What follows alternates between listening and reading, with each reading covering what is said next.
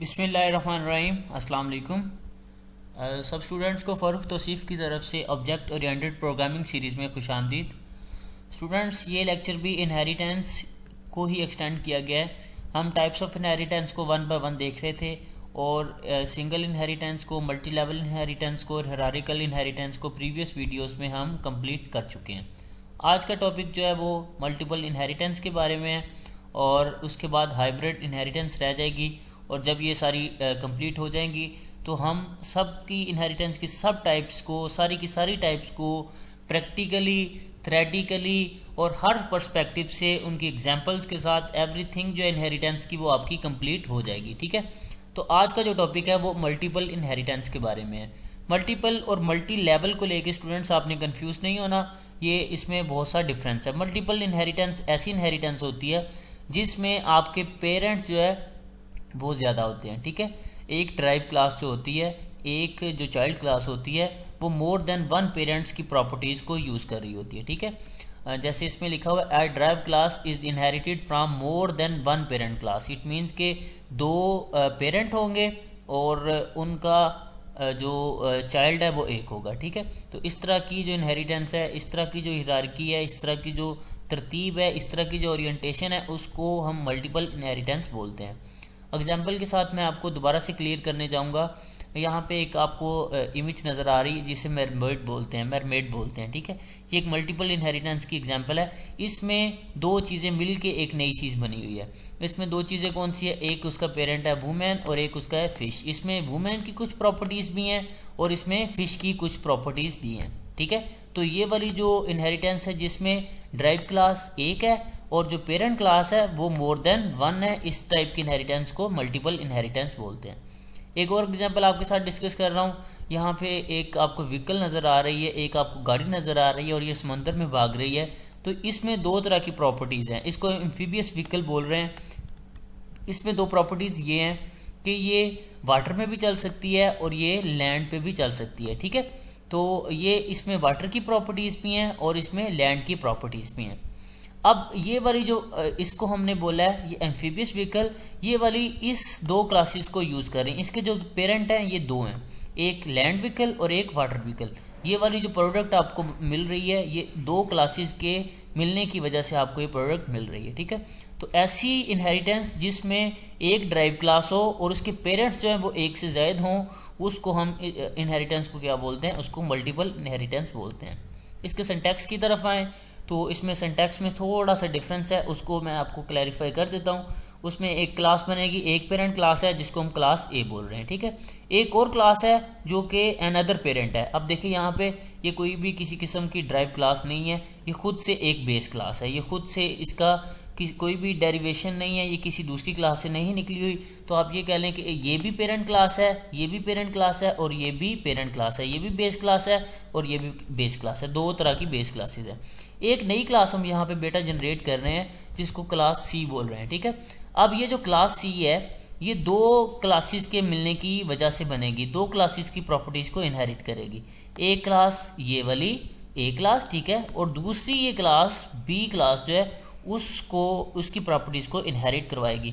इसमें थोड़ा सा फ़र्क ये है कि जो दो पेरेंट बनेंगे उन दो पेरेंट के दरमियान हम कोमा का यूज़ करेंगे। ठीक है, दो पेरेंट्स लिखेंगे, उनका एक्सेस स्पेसिफायर लिखेंगे और उनके बाद उस क्लास का नेम लिखेंगे, ये पहला पेरेंट और ये दूसरा पेरेंट। इट मीन्स ये वाली क्लास जो है ये इन दोनों की दोनों पेरेंट्स की प्रॉपर्टीज़ को, उनके बिहेवियर्स को, उनके डाटा को इनहेरिट करवाएगी।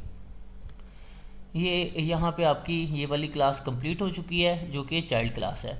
इसकी प्रोग्रामिंग एग्जांपल देख लेते हैं।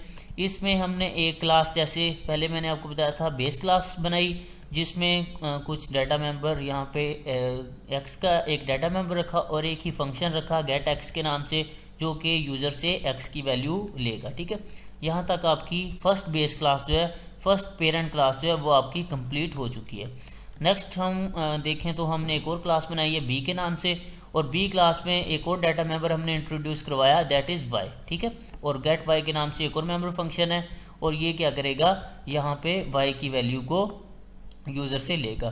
स्टूडेंट्स ये नोट करते जाएं, अगर यहाँ पे हम x प्लस वाई करवाना चाहें, यहाँ पे अगर हम उसकी जो डिस्प्ले कोई एक ऐसा मेंबर फंक्शन बना लेते हैं, फॉर एग्जांपल वाइड सम के नाम से हम फंक्शन बना लेते हैं और यहाँ पे हम करें x प्लस वाई, तो नोट करें, अपने माइंड में चलाएं कि ये क्या चलेगा या नहीं चलेगा। तो स्टूडेंट्स इसका जवाब है नहीं चलेगा। क्यों नहीं चलेगा? क्योंकि इस क्लास में x की कोई भी वैल्यू नहीं है और ना ही ये प्रीवियस क्लास से वैल्यूज़ को ले सकता है, क्योंकि ये एक पेरेंट क्लास है, ये उसकी ड्राइव क्लास नहीं। अगर हम यहाँ पे इसे एज अ ड्राइव यूज़ कर रहे होते, यहाँ पे हम दूसरी पेरेंट क्लास भी लिखते, उसका एक्सेस स्पेसिफायर लिखते और क्लास ए लिखते, तब हम क्या कर सकते थे, यहाँ पे हम उन दोनों वैल्यूज़ को x और y वैल्यूज़ को आपस में सम करवा सकते थे। लेकिन इस केस में अभी जब ये एक खुद से बेस क्लास है, इस केस में हम x की वैल्यू को गेट नहीं कर सकते।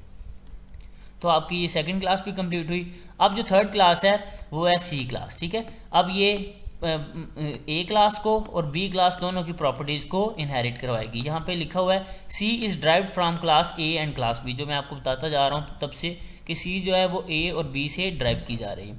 अब इसमें हमने एक फंक्शन बनाया हुआ है सम के नाम से। इस क्लास में ये जो क्लास है ये सम करेगी एक्स और वाई को।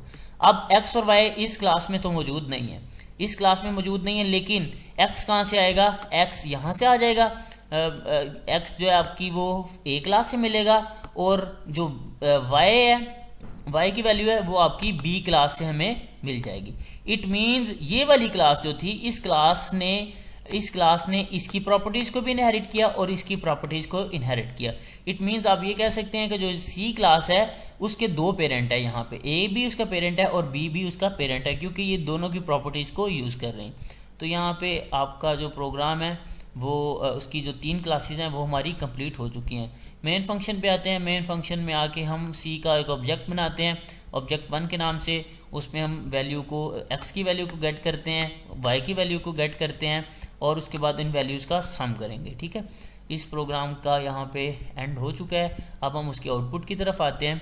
आउटपुट में स्टूडेंट्स देखिएगा ज़रा, हमने x की वैल्यू पुट की 5 पुट कर दी, उसके बाद y की वैल्यू पुट की 4 पुट कर दी और सम इज इक्वल टू 9। ये वाला हमने पहली पेरेंट क्लास में किया, ये वाला दूसरी पेरेंट क्लास में किया और ये वाला काम हमने चाइल्ड में किया। इस चाइल्ड क्लास ने x की वैल्यू को लिया और y की वैल्यू को लिया और उन दोनों वैल्यूज़ को सम करवा दिया। तो यहाँ तक आपका ये प्रोग्रामिंग पोर्शन कंप्लीट हो चुका है। अब हम उसके नेक्स्ट जो है प्रैक्टिकल पोर्शन की तरफ चलेंगे।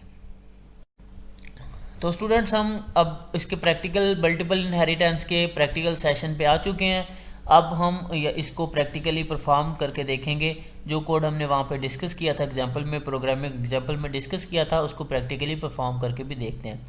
तो स्टूडेंट्स हमने जैसे मैंने आपको पहले बताया था कि हमने एक क्लास बनानी है, उसके बाद जो दूसरी क्लास बनानी है, ये दोनों की दोनों क्लासेस पेरेंट क्लासेस होंगी और उनके बाद एक ऐसी क्लास बनानी है जो कि दोनों क्लासेस की, दोनों पेरेंट क्लासेस की प्रॉपर्टीज़ को यूज़ कर रही होगी। उनकी प्रॉपर्टीज़ को यूज़ करते हुए इनहेरिटेंस परफॉर्म करवाएगी। इस तरह की इनहेरिटेंस को मल्टीपल इनहेरिटेंस बोलते हैं।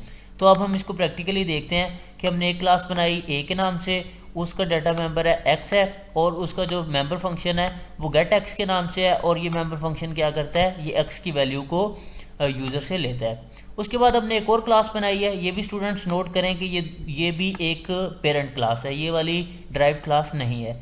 अब ये क्लास क्या करती है, ये यूज़र से y की वैल्यू लेगी, ये एक डाटा मेंबर है y के नेम से और ये y की वैल्यू यूज़र से लेगी थ्रू सी इन प्रोसेस। सी इन के थ्रू y की वैल्यू यूज़र से ले लेगी। अब x की वैल्यू एक क्लास से मिल जाएगी, y की वैल्यू दूसरी क्लास से मिल जाएगी। अब हम एक और क्लास बना रहे हैं जो कि है क्लास C। अब ये क्लास C जो है वो A को भी यूज़ करेगी, A की प्रॉपर्टीज़ को, A की डाटा को भी यूज़ करेगी और साथ साथ B के डाटा को भी यूज़ करेगी। जब इस क्लास का जो अपना फंक्शन है, इसका जो मेंबर फंक्शन है वो क्या करेगा, वो सम करवाएगा x की वैल्यू को और y की वैल्यू को। हम ये जानते हैं कि इस क्लास में ना तो x की वैल्यू है ना ही y की वैल्यू है। x की वैल्यू हमें कहाँ से मिलेगी, x की वैल्यू हमें इस क्लास से मिलेगी और y की वैल्यू हमें इस क्लास से मिल जाएगी, ठीक है। अब हमने एक मेन फंक्शन में हमने एक ऑब्जेक्ट बनाना है। उस क्लास में जो चाइल्ड क्लास है, जो ड्राइव क्लास है वो है सी क्लास, उसका ऑब्जेक्ट बनाया है OBJ1 के नाम से। obj1 पहले x की वैल्यू लेगा, y की वैल्यू लेगा और उसके बाद इन वैल्यूज़ को सम करवा देगा। सम करवाने से जो भी x की वैल्यू होगी, y की वैल्यू होगी, उन दोनों का जो टोटल है वो आपको मिल जाएगा। अब इसको मैं रन करता हूँ और इसकी जो आउटपुट स्क्रीन है वो आपके साथ मैं शेयर करूँगा जब ये प्रोग्राम रन हो जाएगा। तो स्टूडेंट्स ये मैंने रन किया था तो कुछ प्रॉब्लम आया था, उस प्रॉब्लम को मैंने आइडेंटिफाई किया तो ये मुझे पता चला कि ये हैश इंक्लूड के साथ मैं जो इनपुट आउटपुट स्ट्रीम के लिए वो सी इन को भी डायग्नोज नहीं कर रहा था, सी इन को आइडेंटिफाई नहीं कर रहा था और सी आउट को आइडेंटिफाई नहीं कर रहा था। इट मीन्स कि यहाँ पे मैंने जो आयो स्ट्रीम है उसको मिस किया था, जिसकी वजह से वो ठीक से रन नहीं हुआ। मैं दोबारा से उसको रन करता हूँ और स्क्रीन आपके साथ शेयर करता हूँ जो कि इसकी आउटपुट स्क्रीन है। तो स्टूडेंट्स ये मैंने आपके साथ स्क्रीन शेयर की है। तो जो वो पहले x की वैल्यू यूज़र से लेगा, फॉर एग्जांपल यहाँ पे मैं 80 पुट करूँगा और उसके बाद जैसे ही मैं एंटर करता हूँ ये y की वैल्यू यूज़र से मांग रहा है। और थर्डली ये क्या करेगा, ये जो चाइल्ड में हमने सम किया था इन दोनों वैल्यूज़ को 80 को और 98 को सम करके आपको प्रोवाइड कर देगा। ठीक है, तो ये वाली जो थी ये वाली चाइल्ड क्लास थी और ये दो क्लासेस जिसमें x की वैल्यू ली जाती है और y की वैल्यू ली जाती है ये वाली पेरेंट क्लासेस थी। तो मल्टीपल इनहेरिटेंस की डेफिनेशन यहाँ पे क्लैरिफाई हो जानी चाहिए कि एक ड्राइव क्लास जिसके दो या दो से ज़ायद पेरेंट्स हों, एक चाइल्ड क्लास जिसके दो या दो से ज़ायद पेरेंट्स हों, एक ड्राइव क्लास जिसके दो या दो से ज़ायद बेस क्लासेस हों, इस तरह की इनहेरिटेंस को हम मल्टीपल इनहेरिटेंस बोलते हैं। और उम्मीद करता हूँ आपको इस टॉपिक की बहुत अच्छे से समझ आ गई होगी। इसकी रेलिवेंट आप प्रैक्टिस कर सकते हैं। आप क्लासेस की तादाद, इसके पेरेंट्स की तादाद जो है वो 2 से ज़ायद भी कर सकते हैं और आप इसके साथ कुछ और भी चेंजेस करके इस प्रोग्राम में इसकी प्रैक्टिस कर सकते हैं। तो स्टूडेंट्स इसकी खूब प्रैक्टिस करें, बार बार प्रैक्टिस करें।